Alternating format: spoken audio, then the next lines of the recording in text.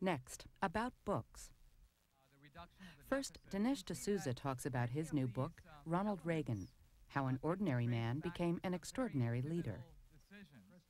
Journalists E.J. Dionne and Fred Barnes are also on hand to comment on the book. And after that, Pulitzer Prize-winning author David Shipler and a discussion of his new book about race relations, called A Country of Strangers, Blacks and Whites in America. Blacks, they thought, was in the population. Now the actual percentage is about 13. Now, a discussion of a new book about the Reagan presidency. Author Dinesh D'Souza has just published Ronald Reagan, How an Ordinary Man Became an Extraordinary Leader. Next, he talks about the book and reacts to comments by columnist E.J. Dionne and Fred Barnes of the Weekly Standard. The Heritage Foundation in Washington, D.C. hosted this discussion. You can advertise. I have no idea what I'm going to say, so you better say something that I can rebut, criticize. Actually made elaborate notes. Good evening, ladies and gentlemen, and welcome to the Heritage Foundation. I'm Adam Meyerson, Vice President for Educational Affairs, and we're delighted you could join us. Borrowing from FDR, President Reagan used to say that you and I have a rendezvous with destiny. Well, tonight, you and I have a rendezvous with Dinesh D'Souza. We're also delighted to have Fred Barnes and E.J. Dionne joining us. The New York Times recently asked a panel of academic historians, headed by Arthur Schlesinger, Jr., to rank America's presidents by greatness. And they rated Ronald Reagan, get this, as below average. They put him on the same level as Jimmy Carter and Benjamin Harrison and William Howard Taft. And as Ronald Reagan might have said to the New York Times and to the academic experts, there you go again. But needless to say, that's not the message of Dinesh's book. Dinesh's book, Ronald Reagan, is subtitled, How an Ordinary Man Became an Extraordinary Leader. Now, Dinesh is no ordinary author, and in his brief career, he has already written several other outstanding books, including the bestseller Illiberal Education. We're proud to say he got his start here at Heritage Foundation as managing editor of our magazine Policy Review. He worked as a top domestic policy aide for the Reagan White House, and he's now John M. Olin Fellow at our rival, but friendly rival sister institution, the American Enterprise Institute. But Dinesh, we still think of you here at Heritage as our native son. Please join me in welcoming a great American, Dinesh D'Souza.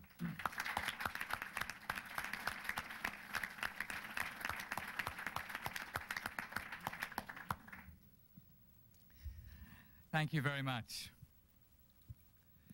It's a great pleasure to be back at Heritage and to see so many familiar faces. It's also a delight for me to have written a book that does not have to be carried around in a brown paper wrapper. In this book, I try to explore what is, to me, a kind of mystery, which is to say we are living in an era of peace and prosperity not seen, I think, since the 1950s.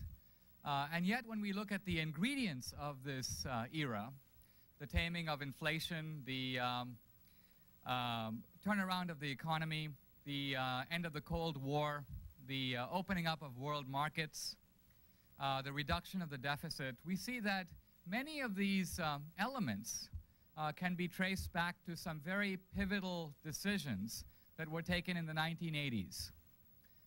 Despite this, the fellow who was in the saddle during that era, Reagan, is typically not given, I think, his full credit.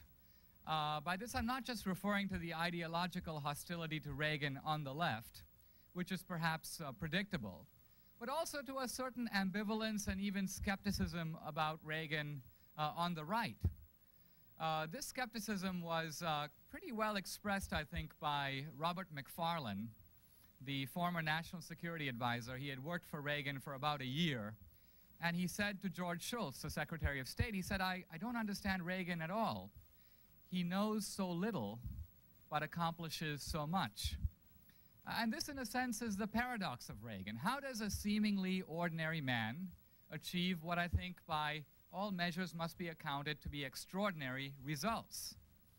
Admittedly, Reagan was in some ways a quite unconventional or untypical leader. He had a very odd background as an actor most of his career. He was not a scholar or an intellectual in any sense. Peggy Noonan, his star speechwriter, who was an admirer of Reagan, said that Reagan's life was proof that the unexamined life is worth living. And Reagan had a kind of, whimsical, a kind of casual, some said even a kind of sleepy attitude toward the job. He seemed somewhat detached. He seemed uninterested in everyday public policy details. And even Reagan himself would joke about this. He once said, you know, they say that hard work never killed anyone, but I figure why take the chance? So Reagan himself tended to support some of what his critics said about him. And despite this, the man achieved extraordinary things. And the mystery, in a sense, is how did he do that? In this book, I really argue that he did that because of three elements. The first is vision, the second is action, and the third is consent. I'll just say a word or two about each of those. By vision, what I mean is not intellectual or scholarly knowledge. I mean it's the ability to envision the world differently than the way it is. And Reagan had this remarkable capacity. The best example of Reagan's vision has to do with his insight about the fall of communism. If you go back, you will see that as early as 1981, in his speech at Notre Dame, but then many times in 1982 and 83, many times, Reagan said, we are going to leave communism on the ash heap of history. And one interesting question is, many of us at the time, young conservatives who came to Washington, we felt, well, he's being rhetorical, he's being hyperbolic. But in retrospect, I think we have to ask a different question. How did he know? What gave Reagan that kind of insight? In a weird way, I think the answer lies in his jokes. Richard Nixon, by the way, went to see Reagan in the mid-'80s, and he says, I tried to engage Reagan in a serious discussion of Soviet strategy and Marxist theory. He says, but Reagan was not at all interested. Reagan sat me down and wanted to tell me jokes about Soviet farmers who didn't feel like working. And Nixon said, I cannot believe this kind of flippancy from the leader of the Western world. But oddly enough, when you look at Reagan's jokes, and if you listen to them, they really are not jokes about how evil communism is. They're not jokes about the evil empire. They're really jokes about the incompetence of communism. They're jokes about how foolish it is to try to organize an economy based upon prescription, based upon command. And I think when we look back at Reagan's diplomatic achievement in dealing with the Soviet Union, it has to be regarded as Henry Kissinger, his nemesis, finally said, it is the supreme diplomatic achievement of the second half of the century. And why? Because in the first term, between 1980 and about 85, Reagan was very tough against the Soviet Union. In 1983, which was the critical year, he had the deployment of the Pershing and cruise missiles, he had the evil empire speech, he had strategic defense, he had the liberation of Grenada, all those things in 1 year. During this period, the left, the doves, were opposed to him. They said, if you do what you're doing, you'll bring the world closer to nuclear war. It was the nuclear freeze movement and all that. But remember that in the second term, between 85 and 89, Reagan was pretty soft with the Soviet Union and supportive of Gorbachev, when many on the right, in your building and ours, were very critical of Reagan. I cite in my book William F. Buckley. He says, to change our position on Gorbachev is like changing our position on Hitler. I quote George Will. He says, Reagan has accelerated the moral disarmament of the West by elevating wishful thinking to the status of political philosophy. Paul Weyrich, whom I spoke to recently about this, he says, I got into a shouting match with Reagan, and I told him, go back and read your old speeches. Nothing you are saying is making any sense. And our old friend Howie Phillips, who is never outdone in these matters, held a press conference in which he said Reagan is a useful idiot of Soviet propaganda. So I cite these because, I mean, it's understandable that the wise men were wrong. But the amazing thing is that in retrospect, Reagan played that exactly right. And I think for that, history will give him a lot of credit. His other accomplishment, if you will, apart from vision, is action. And I mention action because many people misunderstand Reagan. They say he was a great communicator. He talked a good game. But the important thing about Reagan was he acted. And this is important because if you look at what's going on in the Hill these days, you have the Republicans, and this is just as true of Clinton. They sit around, they consult their pollsters, their focus groups, their consultants. They say, what do the American people think? How can we choreograph a position that will be in sync with the sentiments of the American people? This was not Reagan's approach at all. Reagan would often make difficult decisions. If he knew that if he took a poll and said, you know, should I fire the air traffic controller? Should I invade Grenada? Should I fight inflation with a strategy that drives the country into a recession? People would say, no, don't do that. But Reagan did it. He supported a very tough anti-inflation strategy in the very beginning of his administration. And the country in '82 went into a deep recession. Poverty went up, unemployment went up. And yet Reagan managed to handle those difficult times with great aplomb. I remember a scene in which Sam Donaldson accosted Reagan at one of these press conferences, and he said, Mr. President, you have blamed for the recession, you have blamed the mistakes of the past, and you have blamed the Congress. Does any of the blame belong to you? And Reagan said, yes, because for many years I was a Democrat. So Reagan... The slogan that Reagan adopted during the recession, by the way, is very interesting because it's revealing of statesmanship. The slogan was, stay the course. And I mention this because it's very different than Bush's approach, for example, in the recession, the milder recession of '91, where Bush was basically saying, we're not in a recession. Things are looking pretty good after all. Reagan admitted that things were tough, but he tried to confer dignity to struggle. He said, have patience, I know things are tough, but there's a light at the end of the tunnel. So stay the course was an appeal to the nobler sentiments of people, an appeal to patience, an appeal to fortitude and to forbearance. And ultimately things did, in fact, turn around. I think in conclusion, the most striking thing about Reagan as I think about him now, and as I compare and contrast him with the mood among conservatives and among Republicans, is I'm struck by the mood of pessimism both on the Hill and among conservative activists and intellectuals. There's a certain dejected mood on the right today, which is really the furthest thing from what Reagan would have thought. Reagan was fundamentally an optimist, but I want to emphasize, and I think I show in the book, that his optimism was not founded upon the philosophy of Rousseau. He did not have a dewy-eyed or a giddy sentiment about human nature. His optimism was really based upon a very hard view of human nature. And in fact, once again, to prove this, I turn to Reagan's invaluable reference source, which is his jokes. Reagan had two kinds of jokes, his jokes about communism and his ideological jokes, and his jokes about human nature. One of his favorites involved these two guys who were hiking in the woods when suddenly a tall grizzly surfaces on the horizon and begins to bound after them. One of the friends immediately slips off his backpack, whips out his running shoes, and begins to put them on. His friend turns to him and says, what are you doing? You can't possibly outrun a grizzly. And the other guy says, well, I don't have to outrun a grizzly. I just have to outrun you.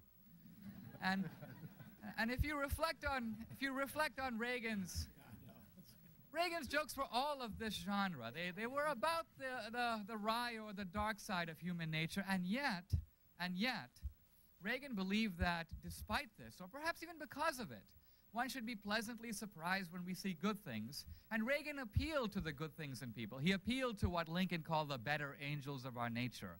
And in that sense, he gave us a sense of moral unity and a sense of patriotic vision that I think we've been sorely lacking since Reagan left.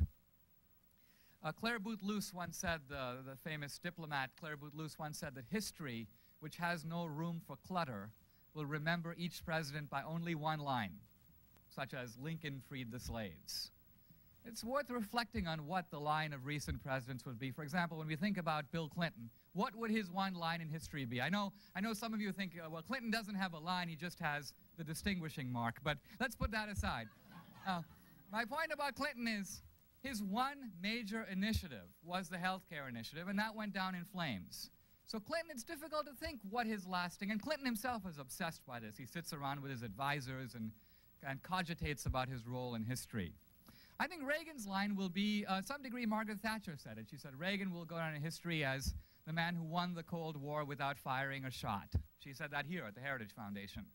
But I think you can add to that. You can say that was part of his legacy, but Reagan also revived the American economy and revived the American spirit after years of indefinable malaise.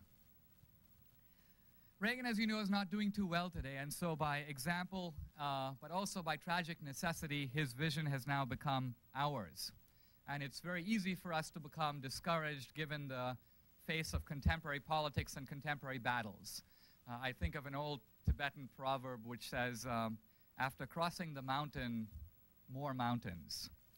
And sometimes it seems like these battles never end, and yet, as Reagan fades into the sunset, I think we should resolve to be worthy of his challenge. We should resolve to complete his revolution. We are in this for the long haul. We will stay the course. Thank you.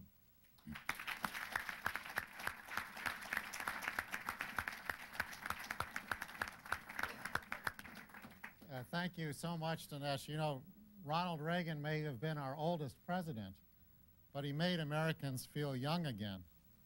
And he did so because he reminded us of our deepest principles, brought us back, and he convinced us, made us confident that our best days are yet to come. And Dinesh, with your remarkable book, you have brought us back to Reagan's principles, made them young again. We're very grateful to you. You really shown us how to build on Reagan's leadership. Our next speaker, Fred Barnes, was responsible for the absolute best reporting on the Reagan White House. He was then senior editor of the New Republic, and his weekly columns were awaited with bated breath. He's now executive editor of the Weekly Standard, which this week this week has a cover story on Ronald Reagan, which is also a review by Bill Kristol of Dinesh's book. Fred, thank you for joining us. I'm glad to be here. Thank you for those nice comments, Adam. And this is a great review by Bill Kristol of Dinesh's book, and points out about at least a couple things that I want to mention that I think are important to remember about Ronald Reagan and what I admired in writing about him and knowing him and covering him for 8 years. The most striking thing about Reagan, and the biggest difference between Ronald Reagan and the politicians today, whether they're Bill Clinton or Republicans on Capitol Hill, is political courage. Ronald Reagan had a lot of it. When others were calculating the odds, Reagan was doing and saying what he believed in, because he seemed to have adopted a policy in life of not sweating the big stuff. He sweated the small stuff, but not the big stuff. And when in 1983, which was the crucial year, as Dinesh said, in winning the Cold War, when he deployed the Pershing missiles into Europe, and the Soviets stormed out of the arms control talks in Geneva, and peace marches were proliferating all over Europe, particularly in Germany, where millions of people would turn out, and they were all over town here. And the nuclear freeze was looked at by a lot of people as a good idea, endorsed by practically every Democrat and even some Republicans. And Reagan's staff was in a tizzy, the way the press was playing this a decision to deploy the Pershing missiles aimed at the Soviet Union, to deploy them to Western Europe, mainly Germany. And Reagan said about the Soviets, he said, "Don't worry, they'll be back." That was his reaction. "Don't worry, they'll be back." And they were back. A couple months later, they were back in the arms control talks, and real progress began in the arms control talks. And then you jump to 1986 in Reykjavik, Iceland, when Reagan proposed to eliminate nuclear weapons from the face of the earth. Did not tell his advisors beforehand that he was going to propose that to Gorbachev. This one had not been worked out with his staff. And Gorbachev, as you recall, said yes, he would agree to abolish nuclear weapons from the face of the earth on one condition. And of course, the one condition was that Reagan would have to abandon the Strategic Defense Initiative, Star Wars. And Reagan said no. And the arms control talks in Iceland broke up, and it was a gloomy Sunday night, and all Reagan's aides were depressed, except for Pat Buchanan, and the president himself. They were not depressed because they realized that standing tall, sticking up for SDI at Reykjavik was going to have lasting impact on the Soviets, which it did almost instantly. You know, it was right after that. World War III didn't begin, but the Soviets agreed to the zero option, and all these nuclear weapons were eliminated from Western Europe and from Soviet Europe. Soon there was a START agreement, and it was when the Soviets, realizing that Ronald Reagan was not going to back down on SDI, that they had to make concessions of the kind they had never, ever made before or dreamed about making in arms control talks. And Reagan just had the ability to not sweat the small stuff, to know that things would come around, to have enough faith in himself and in America and in his ideas. You know, Reagan, along this line, Reagan would tell some of his favorite jokes to Mikhail Gorbachev. At their first summit meeting, when they went down, well, many of you aren't old enough, but when they broke away from the other negotiators and went down to a little boathouse by a lake, just Reagan, Gorbachev, and their two interpreters. And Reagan told him one of these stories that Dinesh alluded to about life under communism in the Soviet Union. Nancy Reagan mentions this in her book. My turn as well. Gorbachev's reaction was a little puzzled, but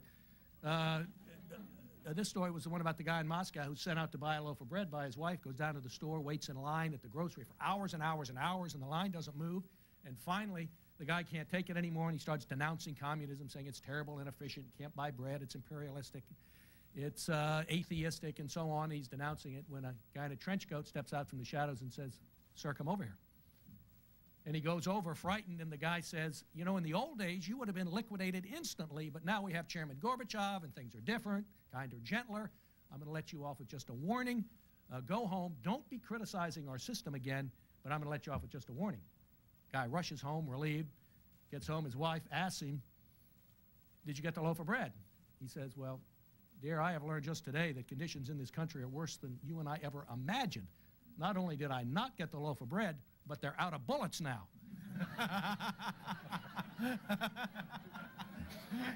You can imagine Gorbachev hearing that one. A second thing about Reagan that was great, that was unique except for one or two other people that I've ever encountered in Washington, Reagan could shut out the buzz in Washington. He could just shut it out. His aides could be in a tizzy because of some story in the Washington Post, and he wouldn't sweat it at all. You know, he would say, "Ah, the Soviets will be back," and so on. Just didn't care. Well, he cared, but he wasn't affected by what was on the front page of the Washington Post, what was all the lobbyists around town and Capitol Hill and the Democrats and his staff and so on, what the buzz was. He just wasn't affected by it. Jesse Helms is not affected by it. And people tell me Bill Casey, when he at the CIA under Reagan, was not affected by the buzz, but I don't know about that. I know about Helms and Reagan, but Reagan in particular. Reagan used to tell a story in many contexts that plays on this. I know he told it to my friend Rollie Evans once after, just before he left office, and he'd had Rollie in for lunch, and Rollie told me this story about Reagan, and he said on the way out, he asked, he mentioned to Reagan that, this is January 1989, that he looked great, that he'd known him for 20 years, and he didn't look a day older than he did, 20 years before when he first met him when he was running for governor of California. And he asked, and he asked Reagan, how do you do it? And Reagan told him the story of the two psychiatrists. I'm sure you've heard this one, Dinesh, because Reagan used it so often. The story of the two psychiatrists, the old one and the young one. And the old psychiatrist, they had a practice together, and they'd come in every day, and they'd both be happy and chipper and upbeat in the morning when they'd come in, and they'd go in their separate suites, and the patients would come in and lie on the couch all day and talk about the woes in their lives. Well, then, at the end of the day, the young psychiatrist would come out, and he'd be wiped out, devastated by what he'd heard all day. And the old psychiatrist would come out, and he'd be just as happy as he was when he went in the morning. Whistling, chipper, upbeat, cheerful. So this goes on for months, and finally they come out at the end of the day, one day, and the young guy says, we've been doing, this is amazing, we've been doing this for months, and, I'm practically destroyed by the stuff I hear from my patients, and you have all these patients come in, and they're telling you all this stuff, and it doesn't affect you at all, you're as happy as you were in the morning. How do you do it? And the old psychiatrist looked him in the eyes and said, "I never listen."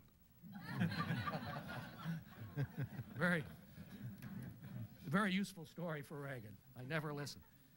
So he could shut out the buzz. And the third thing, one of the things that Dinesh does so well in this book, and I have read this nowhere else about Reagan, is what a complicated, complex personality he had. Reagan had simple solutions and simple ideas, but he was a very complicated man. George Bush, it's all on the surface. That's what his biography should be entitled, All on the Surface. With Reagan, there was so much below the surface. It's a man, as Dinesh points out, with no friends in the conventional sense. Reagan was aloof. He was distant from people. And I remember having a couple of lunches with him along with a couple of other journalists. These were arranged by Pat Buchanan when he was a communications director. You know, they were supposed to be off the record, but you know, expecting to go in there and really, you know, get to know Reagan really well and be a chum and so on. And, you know, it didn't work that way. I got no stories that were of any use journalistically, unless I'd been a Hollywood reporter of about 20 years earlier. They're all Errol Flynn stories. Not much use to me. And, you know, Reagan must have been, I never worked for him because I was in journalism, but he must have been hard to work for. When you read Peggy Noonan's book, it is about being a speechwriter for Reagan, it is a story of unrequited love. And that was true of many, many people who worked for Reagan. And you had this strange phenomenon after people left Reagan. There were so many books by people who worked for Reagan, who benefited from working for Reagan, who became famous and rich ultimately for working for Reagan, and wrote books that were harshly critical of Reagan. Don Regan, Larry Speaks, David Stockman, Al Haig, to a lesser extent, many others wrote harshly critical books. And I think part of the reason is they felt this kind of unrequited love. But the great thing about Dinesh's book that he's going to begin to change that. I mean, this is an incredibly impressive book that is, I think, going to begin a whole revisionist wave of thinking about Reagan. And 5 years from now, people all over America and the world will regard Reagan as one of the greatest presidents of all time. Thank you.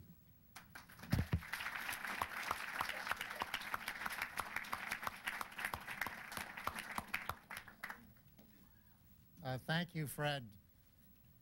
Now, one of Reagan's greatest contributions was to make liberals proud to be Americans again. And E.J. Dionne is a true patriot who sees liberalism as a great American tradition.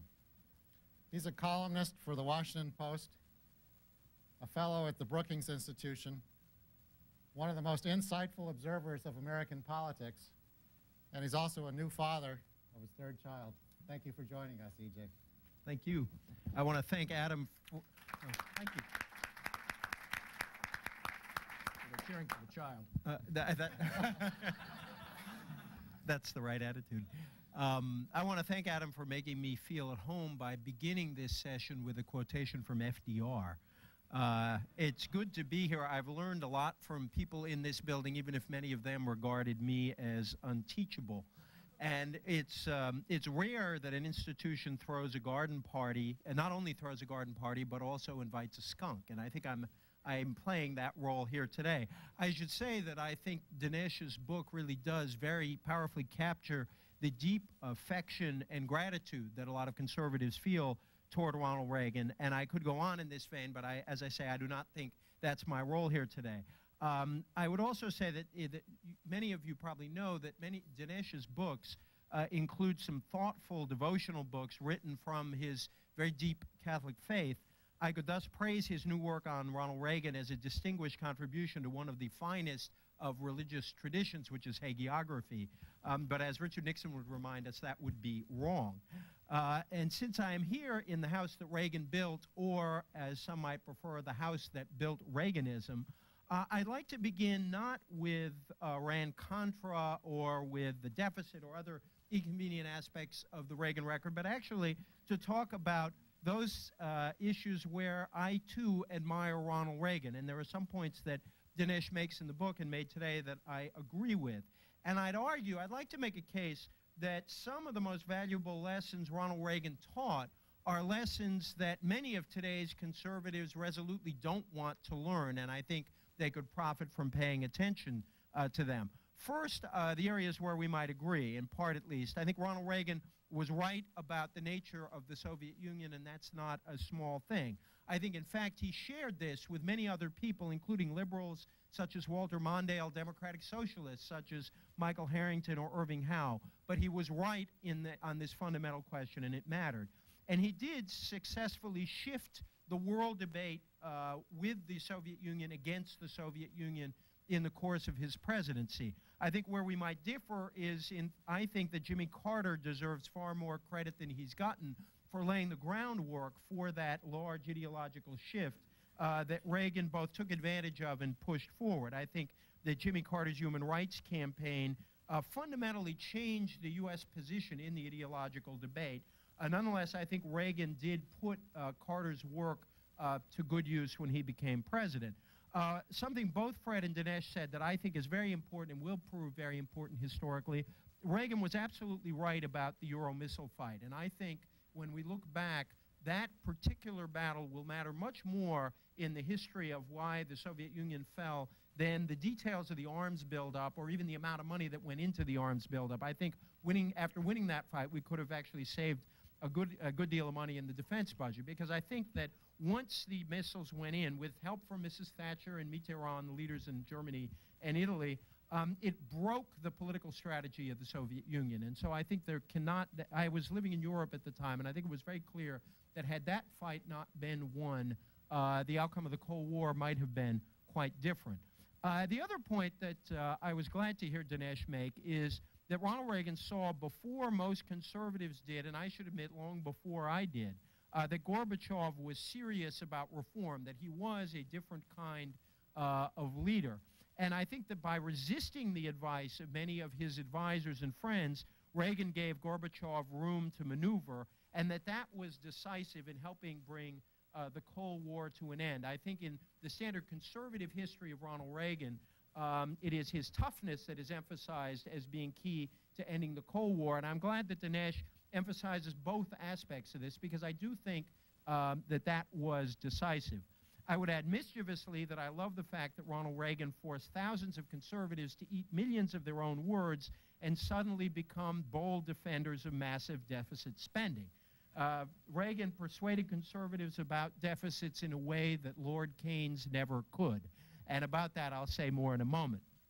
More seriously, as Dinesh said, Reagan stood for something and was a conviction politician. I know many liberals who despise some of those convictions, but respected Reagan for the firmness with which he held them, and I have heard them make arguments about liberal politicians asking why can't this liberal politician be more like Ronald Reagan. It's surprising whenever I hear it, but I've heard it many times. Reagan also remained a follower of Franklin Roosevelt all his political life. Not necessarily all of Roosevelt's policies or his political views, but I think what was crucial for the Republican Party in the 1980s is that he stole Rooseveltian optimism from a party that had given it up. Bob Shrum, the Democratic speechwriter and political consultant, once argued that there were two streams of Democratic Party rhetoric historically. One, boy, do we have a lot of problems, and I don't know if we can solve them stream, which Bob associates with Adlai Stevenson and G. McCarthy. And the other, the optimistic, we can lick any problem we have, there's nothing to fear but fear itself stream, which he associates with John Kennedy and Franklin Roosevelt. Reagan stole that stream of rhetoric at a moment when the Democrats weren't guarding it. And I think that one of the things conservatives can't forgive Bill Clinton for is he stole it right back for FDR's own party. Because of this, I think, because of this affection for Roosevelt, and because he was in many ways a child of the New Deal, Reagan did not try to undo the New Deal. I was struck after the 1994 elections how many conservatives said, aha, Reagan was an important breakthrough, but taking Congress means that this is the end of the New Deal. Reason magazine had a very powerful essay making that case. And I think many conservatives drew that conclusion. Reagan did not draw that conclusion about the conservative revolution or its purpose, and that's why he did not seek to cut or dismantle Social Security, Medicare, Medicaid, or, despite some of his comments on the program, welfare. Reagan Democrats were called Reagan Democrats for good reason. They never stopped being Democrats. They were attracted to Reagan's talk about family, work, and neighborhood, but they never lost faith in the New Deal project of mutual assistance and social insurance. I think Reagan didn't forget that. I think a lot of conservatives have forgotten it since. Now, I don't want to pretend that I share Dinesh's view of Reagan's legacy, and I am shocked that a good conservative would look at economic changes wrought in the private economy and give credit for those changes not to entrepreneurs and individuals, but to the behavior of a politician in Washington. And here I want to reply to a few things Dinesh says in the book that he didn't talk about here. Dinesh seems to want to credit Ronald Reagan with everything good that has happened for the last 17 years, except for the sunrise, the sunset, and the change of seasons. Let me take a quick issue with a series of Dinesh's assertions. He wants to credit Reagan for taming inflation, but that task was begun by Paul Volcker, Jimmy Carter's nominee, and Volcker's policies, in fact, created some of the very political problems for Jimmy Carter, not all of them, certainly, but some of the very political problems that helped Ronald Reagan get elected. The deregulatory thrust began under Carter and was pushed along by that well-known political conservative, Ted Kennedy. David Stockman was correct when he said that the Reagan budget meant $200 billion of deficits as far as the eye could see. What averted them were big tax increases. The TEFRA tax increase signed by Ronald Reagan, which controlled for inflation, literally was the biggest tax increase in the history of the world. And also the deficit would not be under control but for the much maligned Bush and Clinton tax increases. We could argue about this, and perhaps we will, but I believe a careful examination of the numbers suggests that the country's economic performance measured by unemployment, inflation, and interest rates has been better since the Reagan deficits were closed than it was in the 1980s. And I'm absolutely sure we can argue about this too, but to the extent that there was a great burst of growth in the 1980s, it had to do with old-fashioned Keynesian deficit spending, pump priming, led by the defense budget. I know that Republicans actually believe this. I know it because when Michael Dukakis was talking about the Massachusetts miracle, Republicans said the miracle was based on high levels of defense spending. It was good to see Republicans acknowledge the salutary effects of government spending on economic growth. A couple of other points I'd like to make quickly before I close. Bill Bennett has noted that despite Reagan's talk on social issues, and he spoke certainly as movingly as anyone on issues such as abortion and the family, most of the social indicators, the cultural indicators that Reagan benefits having to do with divorce rates, out of wedlock births, got worse in the 1980s. Now, I'm not going to blame Ronald Reagan personally for that, but I do think that that is something that if you want to make the kind of case Dinesh wants to make, you need to take into account. Reagan was very gifted, I think, at talking differently to different audiences, even when he was saying something the audiences didn't want to hear. John Buckley, Reagan's press secretary, once said that whenever yuppies hear Reagan give a right-to-life speech, they think they see him wink. And that there was something both in the mastery of the politician, but also I think it created a kind of ambiguity about his legacy on social issues. I think Stockman was also right when he was critical of the administration for going after weak claimants, not weak claims in the budget. If you go back and look at the Reagan cuts, many of them came in programs for the working poor. I'd just like to make one more point before I close, which is that I think it's, and I'd be curious what Dinesh thinks about this, I think in domestic terms, the Reagan Revolution itself was really stopped dead in 1981 after the tax cuts. There is no question that what Reagan achieved, even in that short time, was very substantial, and it was a very substantial policy change, and it changed the political landscape in ways we're still living with. But I think that once Reagan found how difficult it was to cut the budget to match the tax cuts he enacted, a lot of the forward motion of Reaganism slowed down. And indeed, the biggest achievements in the later part of the Reagan years were achievements very much shaped by Democrats. The tax reform shaped by Gephardt and Bradley, and the 1988 welfare bill, actually quite a good bill, shaped by Daniel Patrick Moynihan and a young governor from Arkansas called Bill Clinton. I close by saying that Ronald Reagan will get credit from history for his role in ending the Cold War, and he already gets credit for his personality and disposition, which he did put to the service of larger causes. Dinesh is on his strongest ground in his affectionate evocations of this aspect of the president and the ways in which the president put these aspects of his personality to use on behalf of the policies he cared about. But I also believe that canonizing him is a mistake. I think the attempt to do so reflects a current conservative discontent and uncertainty and the difficulty conservatives have had in coming up with a unifying leadership and a new set of ideas. I think shrewd man that he is, and is shrewd about human nature, as Dinesh says he was, Reagan would be the first to resist conservatives' calls to canonize him. I say let Reagan be Reagan and not a figure of myth. Thank you.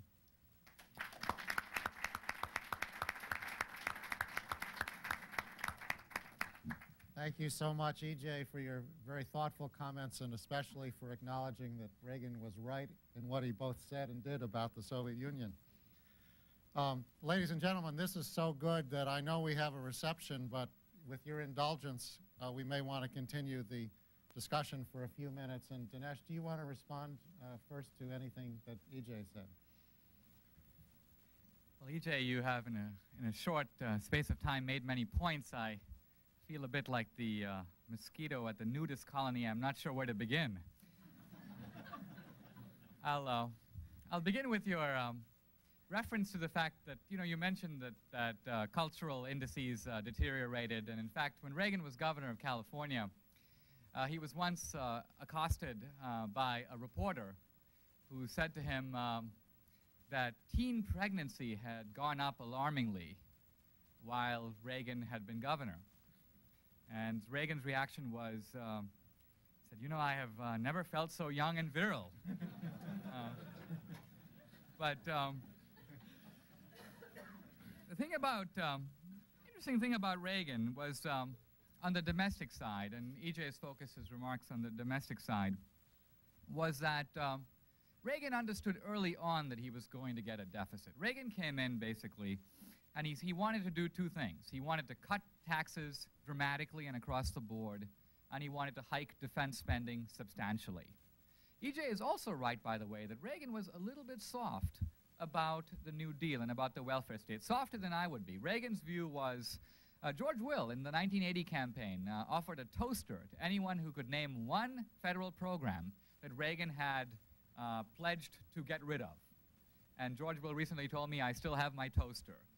Reagan campaigned in 80 on eliminating waste, fraud, and abuse, but he didn't campaign on getting rid of entitlements or getting rid of the New Deal. So Reagan knew that if I cut taxes substantially and if I hike defense spending substantially, I'm going to get a deficit. His advisors warned him of it, and Reagan said, I quote him in 1981, he said, look, I want to balance the budget, but not at the price of my tax program and not at the price of my defense program. If we cannot balance the budget now, we'll have to do it later. Now, the budget today is $20 billion. So I think that alone calls into question the foresight of those who talked about $200 billion deficits as far as the eye can see. Apparently, the eye couldn't see all that far. But we now have to ask, why is the deficit going down? I mean, E.J. has alluded to some marginal fiscal policy changes, the 1993 reform.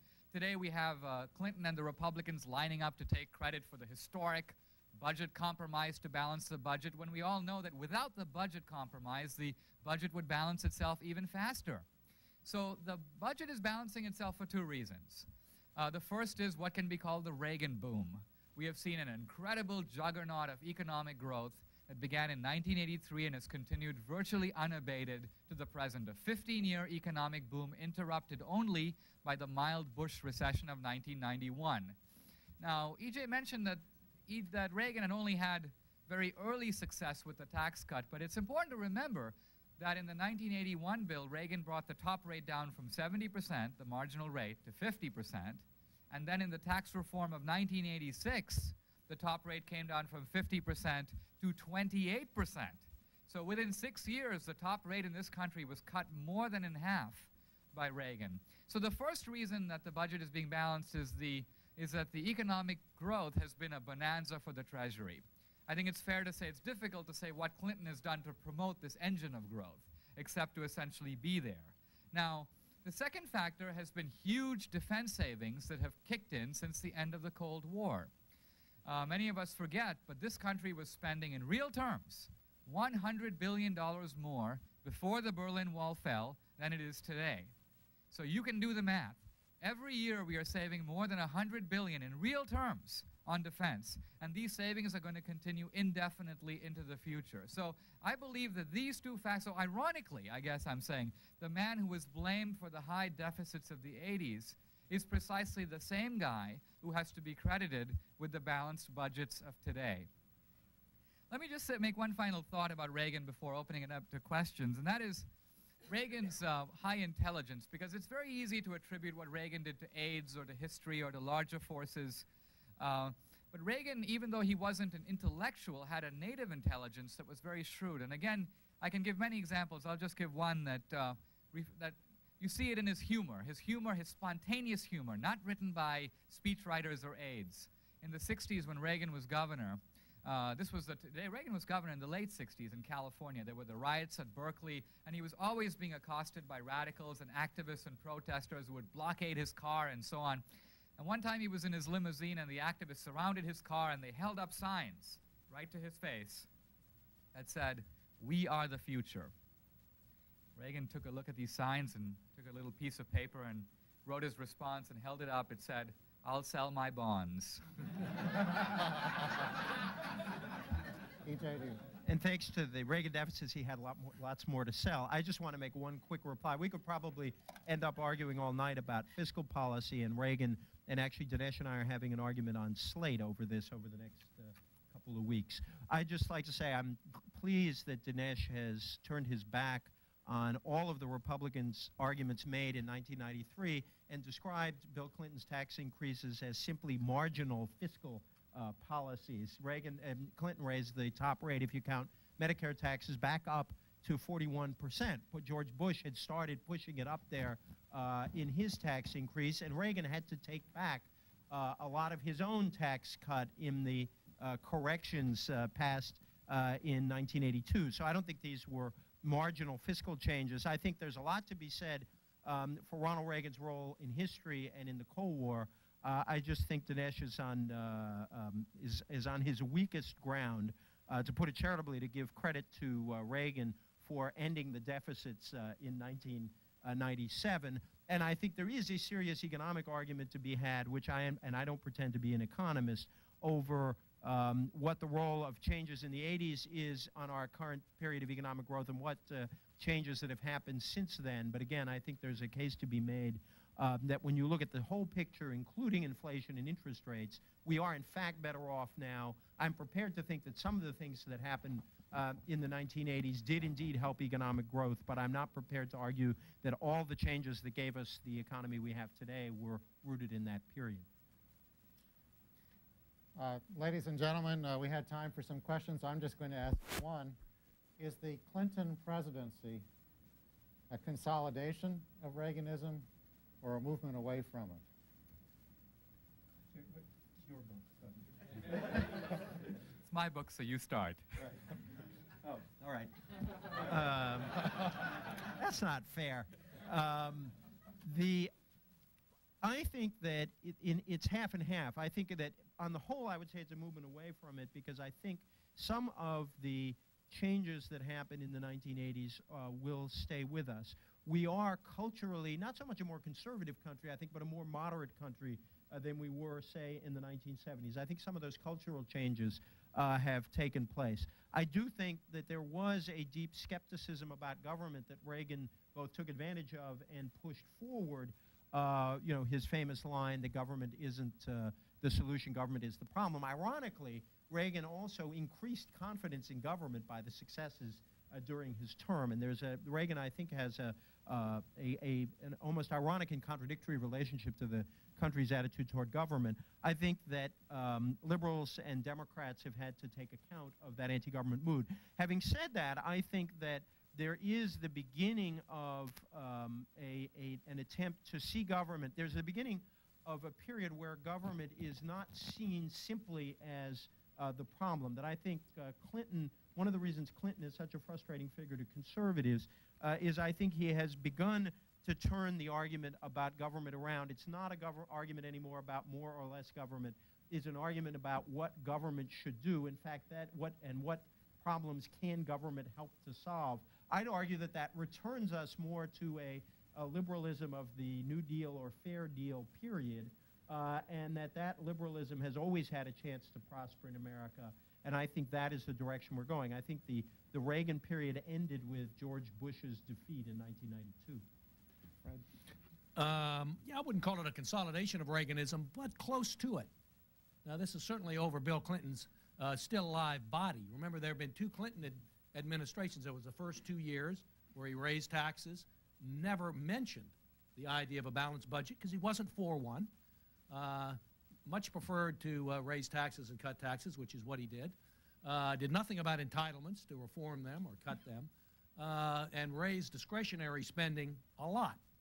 That's what he did in his first term. And then there was, of course, national health care, which he tried to impose on the country, and that failed. Okay, that was 93 and 94. Then, after the 94 election, we got a completely new Bill Clinton.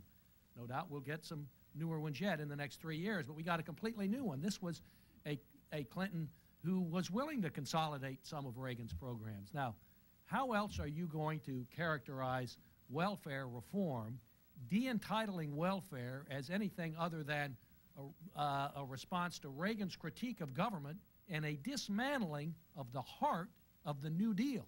It's exactly what it is. Now, I never thought in my lifetime, maybe you did, E.J., that welfare was going to be de-entitled, would not be an entitlement anymore. I never believed that was going to happen. Ronald Reagan may have. He certainly criticized it, welfare enough over the years, but now it has happened. And it didn't happen because Bill Clinton wanted it to happen. He was for a vague welfare reform that wasn't going to do much, but this de-entitled welfare, and that is a consolidation of Reaganism. What comes next? It's going to be privatization of Social Security and Medicare. Now, Reagan didn't, these were things that Reagan didn't push to do. The time clearly wasn't right to privatize Social Security, but he did talk about him in idle moments when he couldn't be shut up by his aides. Would talk about getting rid of Social Security and privatizing it completely. We're going to get to those things. Bill Clinton has already started to mention them some and say, well, gee, I might be for partial privatization of Social Security, putting all the money that's collected in the stock market rather than just spending it as they do. And that's and even going that far is the beginning of a consolidation of Reaganism. Bill Clinton has no agenda of his own, so far as I can tell. The Reagan agenda is not as vigorous as it once was, but to a great extent, I think Clinton is responding to it. I can just offer a thought. Actually, Reagan did talk about privatizing Social Security in the Goldwater speech. If you listen to Reagan's Goldwater speech, he says there's no reason to have the government do this. Why don't we turn it over to the private sector? The greatest triumph of a political movement or party is to be able to compel the other side to do the things that you want. So in that sense, the plagiarism of Bill Clinton, the idea that he ransacks our ideas and so on, is in some ways our sweetest victory, and Reagan's sweetest victory. We think of something like welfare reform. If the Republicans alone had done it, the cry on the left would have been deafening. But the amazing thing about Clinton is that he went to Donna Shalala, he went to Robert Reich, and he says, I want welfare reform, you go sell it to the left. And those guys had to sullenly accept it. So I think Clinton has been an accommodationist to Reaganism after 1994, as Fred points out. The real differences between Reagan and Clinton are in the area of character and leadership. When Reagan first came into the Oval Office, Michael Deva, who worked for him back in California, said to him, Mr. President, it's a very hot day. Why don't you take off your jacket? Reagan worked in his shirt sleeves all the time in California. And Reagan said, oh no, he said, I'm in the Oval Office, this is the White House. I could never take off my jacket, and never did for 8 years. Clinton, you turn on the television and there's the guy sweating profusely in his jogging suit signing state papers. There is a profound difference in the way that the two men viewed the presidency. Clinton's is true, E.J. is right, that he is trying to bring back the respectability of government, but he is not trying to violate his own statement that the era of big government is over. Clinton's government initiatives are so Lilliputian that 10 years ago they would have provoked laughter and derision on the part of the left. Clinton, one of his recent initiatives was regular mammograms available to women in their 40s, a government program to make this available, or a program to prevent deadbeat dads from owning guns, obviously assembled from two different sets of focus groups. So, the point is,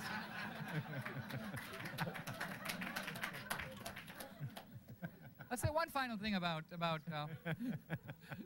E.J. points out about, E.J. made the point about hagiography, and I should say that, and others, a couple of my early reviews have mentioned that the book is pretty tough on Reagan personally, because Reagan, in a way, and Fred alluded to this, was in some ways a very cold man, a fact disguised by his gregarious nature. He was an apostle of family values, but he had very difficult relationships with his kids, rarely saw his grandkids. I'll tell an anecdote involving his son, Michael Reagan. Reagan's belief was his kids should help themselves. And when Reagan was governor of California, his son, Michael, was washing cars in a California car lot. And his pals would say to Michael, "You're the governor's son. What are you doing washing cars?" But Reagan wasn't going to help him. Today, as you know, Michael Reagan is a well-known talk show host in Los Angeles. And during the 80s, people would call his show and whine and wail and complain about Reaganomics. And Michael Reagan would say, "Don't talk to me about Reaganomics. I've been living under it all my life." Yes, some questions. Yes, please. Oh, in Ed identify yourself.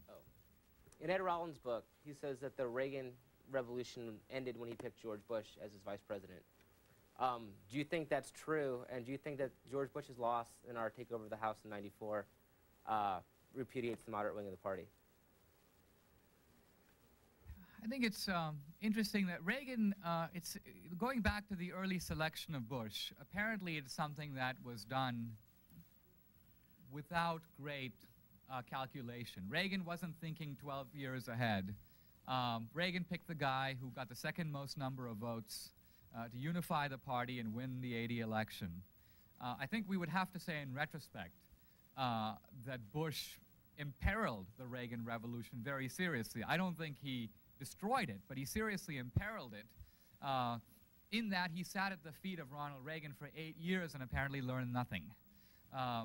It was an election that was his to lose, and he seems to have thrown it away. It seems that even, I think Clinton was probably shocked to see himself in the Oval Office in 1992. The weird thing is that the Republicans benefited from that in 1994.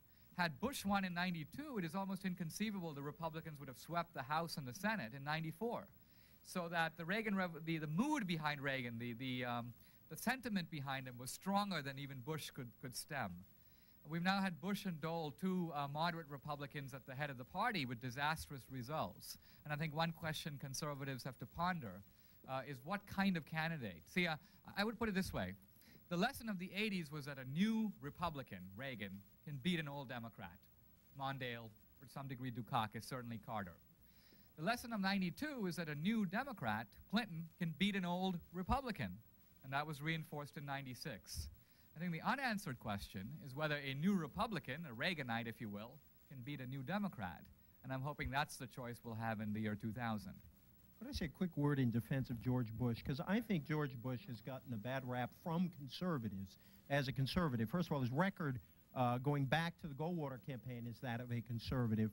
Moreover, I think conservatives don't want to face the fact that the Cold War and Reagan's prosecution of it, successful prosecution of it, was absolutely essential to his success as president. And that his standing with the American people, his standing and his ideological consistency came in part because he was a Cold War leader, and the Cold War united the conservative movement.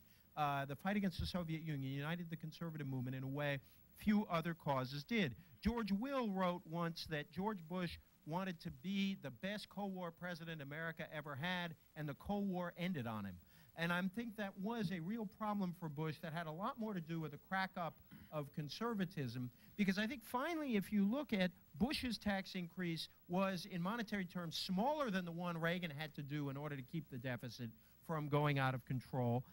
Bush was, in so many ways, a conservative president, and I think part of the reason he was not as successful as Reagan, obviously Reagan had certain communication skills that Bush did not have, but I think a lot of it is when the Cold War ended, a kind of power behind the conservative electoral and philosophical machine was gone, and Bush suffered from that. Yes, in the back. Now, I was about 3 years old when Reagan was first elected, and now those people my age are in the youngest voting bloc. And they can tell you all about radical feminism, multiculturalism, political correctness, but they can't say much about Reaganism. How can we revive Ronald Reagan's conservative spirit among young people? The interesting thing about Reagan was that he was an old guy who had a kind of perpetual youthfulness about him. I think the reason for this is that there's a conservative historiography that links Reagan to Goldwater. I was at a National Review party in 1980 when George Will, giving his remarks, said, it has been 16 years since the votes in the Goldwater election that have been counted and Goldwater has won, you know, sort of. But in fact, that's not true. Goldwater, Bush, Dole, it was a certain type of republicanism which tends to be somewhat backward-looking, tends to be motivated by a certain kind of cynicism. Reagan didn't have that. Reagan had a certain, almost a Mr. Smith goes to Washington naivete that's seen again and again, and is a little embarrassing to intellectual conservatives. You know, Reagan would, his aides would tell him the latest atrocity the Soviets had done, and Reagan would rub his chin and say something like, gee, they really are an evil empire after all. This was Reagan, this certain naivete. Reagan met the Japanese Prime Minister Yasuhiro Nakasone at one of the G7 summits. And Reagan hated the formality of State Department communiques going back and forth between countries. He thought it should be on a more informal basis. So he turns to the Japanese, the famously stiff Japanese Prime Minister, and says to him, what does your wife call you at home? I says, she calls me Yasu. And Reagan says, well, Yasu, I'm Ron. You know, and so Reagan had this kind of effervescence. But I'll tell you, a few years later, Nakasone, back in his home country running for re-election, was boasting about his, quote, special relationship with, quote, my friend Ron. So it was very infectious. And so I think it was Reagan's idealism, his forward-looking philosophy, his appeal to the future. Conservatives can learn a lot from that. Because our overwhelming motivation, on the left, the overwhelming emotion, if you will, is indignation. When I was editor of the Dartmouth Review, every second letter to us would begin with the following phrase, I am shocked and appalled. Liberals are always shocked and appalled about things. If I were writing a letter to the Dartmouth Review, I think most of us would be shocked and appalled. Anyway, the conservative emotion is cynicism, and conservatives tend to stand on the sidelines and chuckle. And Reagan had a wry attitude toward things, but he had a certain almost gullible optimism that is very American and very appealing and was crucial to his success. One way, of course, to revive an interest in Reaganism is to read Dinesh's book. And he's going to be signing copies of it in the lobby outside. We have a reception across the way with food and beverages. I hope you'll join us. And on December 8th, we're having another book event for Bill Bennett for his new book, Our Sacred Honor, What the Founders Thought of the Book of Virtues. And that will be, again, in the evening on December 8th. Fred Barnes, E.J. Dion, Dinesh D'Souza, thank you very much for joining us.